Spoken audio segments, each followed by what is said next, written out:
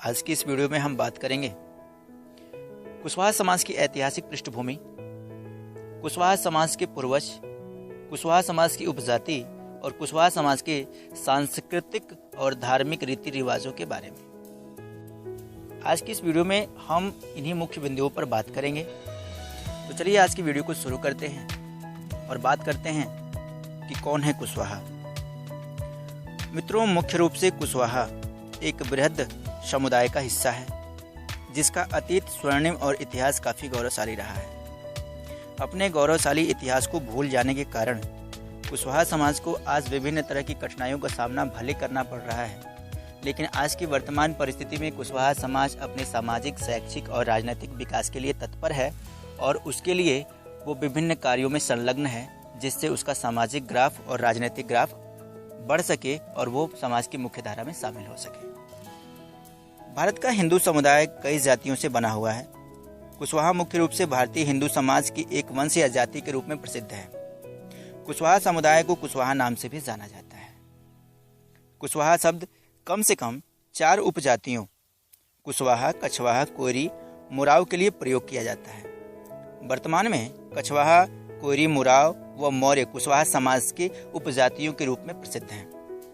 तो कुशवाहा भारत के लगभग सभी राज्यों में अलग अलग नामों से पाए जाते हैं। मुख्यतः कुशवाहा उत्तर भारत में पाए जाते हैं। इनका निवास क्षेत्र बिहार, उत्तर प्रदेश, झारखंड व मध्य प्रदेश है। अगर कुशवाहा समाज की वर्तमान स्थिति के बारे में बात करें, आज की वर्तमान दशा में सामाजिक और शैक्षिक रूप से पिछड़ा होने के कारण कुशवाहा समाज को भारत के अलग अलग राज्यों में अन्य पिछड़ा वर्ग या पिछड़ा वर्ग के रूप में वर्गीकृत किया गया है। अब आगे इसी वीडियो में हम बात करते हैं कुशवाहा समाज की उत्पत्ति और पूर्वज के बारे में। कुशवाहा या कछवाहा समाज के लोग अयोध्या के सूर्यवंशी राजा भगवान राम के ज्येष्ठ पुत्र कुश के वंशज हैं। इसी वंश के सूर्यवंशी सम्राट चंद्रगुप्त मौर्य ने अत्याचारी राजा शूद्र घनानंद को मारकर भारत को यूनानियों के आक्रमण से बचाते हुए एक अखंड राष्ट्र का निर्माण करने का गौरव प्राप्त किया था। सूर्यवंशी क्षत्रिय कुशवाहा समाज मुगल काल में अपने वंश की रक्त शुद्धता और राजसत्ता से विमुख होने के बाद देश के विभिन्न क्षेत्रों में जा बसा और जीविका के लिए कृषि कार्य को करने लगा। कृषक होने के नाते इनका नाम कोयरी पड़ा, क्योंकि कोयरी शब्द का शाब्दिक अर्थ होता है कु का मतलब होता है पृथ्वी और अरि का मतलब होता है शत्रु, अर्थात पृथ्वी का शत्रु। यह उपमा इन्हें कृषि कर्मी होने के कारण मिली, जो इनके कर्म को परिभाषित करता है। लेकिन कोयरी शब्द कुशवाहा समाज के वंश और जाति को परिभाषित नहीं करता, क्योंकि कोयरी शब्द हमारे कर्म को इंगित करता है, चिन्हित करता है। अतः कोयरी को एक वंश या जाति के रूप में देखना गलत है, बल्कि इसे कुशवाहा कछवाहा वंश की उपमा या विशेषण के तौर पर देखना चाहिए। कई स्वतंत्र राज्यों व रियासतों जैसे अलवर, आमेर, वर्तमान जयपुर, मैहर पर कुशवाहा जाति का शासन रहा, जो इनके पूर्ववर्ती इतिहास को सुदृढ़ करता है और इनके इतिहास को समझने में सहायता प्रदान करता है। पारंपरिक रूप से कुशल किसान और खेती करने के कारण कुछ अति बुद्धिमान टाइप के लोगों ने कुशवाहा वंश को शूद्र वर्ण का बताने की कुचेष्टा की, लेकिन ब्रिटिश शासन के दौरान कुशवाहा समुदाय की जातियों ने ब्रिटिश प्रशासकों को अपने क्षत्रिय होने का साक्ष्य प्रस्तुत करते हुए उन्हें क्षत्रिय वर्ण में शामिल करने की मांग की। 1910 में काछी और कोयरी समाज ने संगठन बनाकर अपनी वंश परंपरा और उपजातियों को सुदृढ़ करने का कार्य तेज कर दिया था। 1928 की बात करें तो कुशवाहा समाज की उपजाति मुराव ने भी खुद को क्षत्रिय वर्ण का होने के संदर्भ में एक लिखित याचिका दायर की थी। 1921 में कुशवाहा क्रांति के समर्थक गंगा प्रसाद गुप्त ने कोयरी, काछी, मुराव व कछवाहा जातियों के क्षत्रिय होने के साक्ष्य पर एक किताब प्रकाशित की। गंगा प्रसाद गुप्त ने अपनी इस किताब में तर्क दिया कि कुशवाहा कुश के वंशज हैं और 12वीं शताब्दी में दिल्ली सल्तनत की स्थापना में इन्होंने महत्वपूर्ण भूमिका निभाई थी।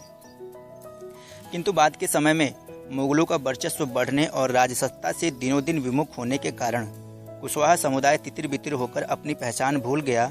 वह जनेऊ आदि परंपराएं त्याग कर निम्न स्तर के कार्यों में संलग्न हो अलग अलग नामों से स्थानीय समुदायों में विभाजित हो गया।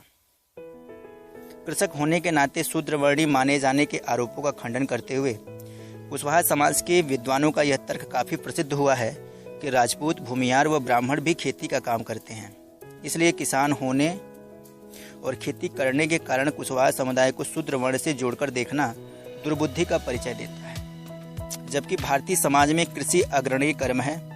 भारत कृषि प्रधान देश के रूप में जाना जाता है, अतः ऐसे में इस देश का कृषक जो है वो शूद्र कैसे हो सकता है? अतः जो कृषक है वो शूद्र नहीं हो सकता, वह श्रेष्ठ कर्म करने वाला पुरुषार्थी व्यक्ति जरूर हो सकता है। अब इसी कड़ी में थोड़ा और आगे बढ़ें तो एक चीज समझ में आती है। कुशवाहा, कछवाहा, कोयरी व मुराव ने अपने सामाजिक संगठन को मजबूत करने के लिए एक नाम कुशवाहा शब्द का प्रयोग करने पर बल दिया था, लेकिन बाद में इस शब्द पर विवाद होने लगा और कछवाहों से इनकी दूरी बढ़ती गई।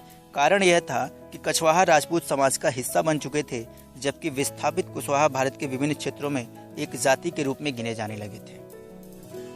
अब कुशवाहा समाज के ऐतिहासिक साक्ष्यों के संदर्भ में हम अगर देखें तो कुशवाहा, कछवाहा, क्षत्रिय उत्पत्ति मीमांसा जैसे ग्रंथ और आर्य समाजी विद्वानों के पाठ के आधार पर जेम्स कर्नल टाड और गंगा प्रसाद गुप्त जैसे कई इतिहासकारों ने आर्य समाजी विद्वानों के साथ मिलकर इतिहास में वर्णित कोयली कोलीय गणराज्य का संबंध चंद्रगुप्त मौर्य से जोड़ा।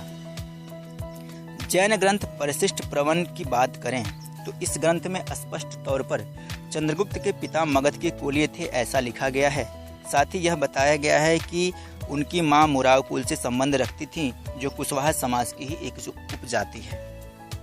अतः उपरोक्त आधारों पर हम ये समझ सकते हैं कि कुशवाहा समाज की कौन कौन सी उपजातियां हैं, कुशवाहा समाज किस वंश से संबंध रखता है और कुशवाहा समाज की आज की वर्तमान स्थिति या परिस्थिति क्या है और कुशवाहा समाज आज की वर्तमान परिस्थिति में अपने आप को सुदृढ़ बनाने के लिए किन किन कार्यों को कर रहा है, इसके बारे में हम इस वीडियो से थोड़ी बहुत सहायता ले सकते हैं, जानकारी प्राप्त कर सकते हैं। उम्मीद करता हूं दोस्तों कि ये वीडियो आपको पसंद आई होगी।